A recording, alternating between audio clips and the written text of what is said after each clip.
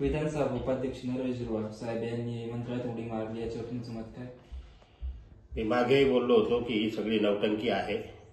खऱ्या अर्थानं तर विधानसभा उपाध्यक्ष पद हे एवढं मोठं पद असताना मागच्या काळामध्ये पेसा भरती असेल किंवा धनगर आणि आदिवासी समाजाचं आंदोलन असेल, याबाबत कोणतेही प्रश्न त्या ठिकाणी उपस्थित केले नाही.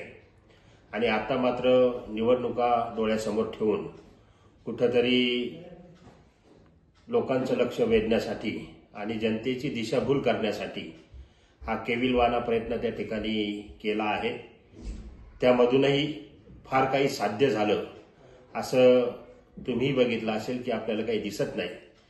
पेसा भरतीचा जो निर्णय आहे तो कोर्टामध्ये जरी प्रलंबित असला तरी ह्या ठिकाणी आदरणीय मुख्यमंत्री श्री एकनाथजी शिंदे साहेब आणि त्यांच्या सर्वच जे मंत्रीगण आहेत त्यांना अडचणीत आणून हा जो काही प्रयोग केला तो अयशस्वी प्रयोग असा म्हणावे लागेल. कारण पेसा भरती ही कंत्राटी पद्धतीवर म्हणजे फक्त टांगती तलवारच त्या पेसा भरतीच्या विद्यार्थ्यांवर त्या ठिकाणी ठेवलेली आहे आणि त्याच्यापुढे ठोस निर्णय व्हावा यासाठी आदरणीय मुख्यमंत्री एकनाथजी शिंदे साहेबांनी त्यांचे सर्व मंत्रिमंडळ यांच्याकडे मी नक्कीच त्याचा पाठपुरावा करेन.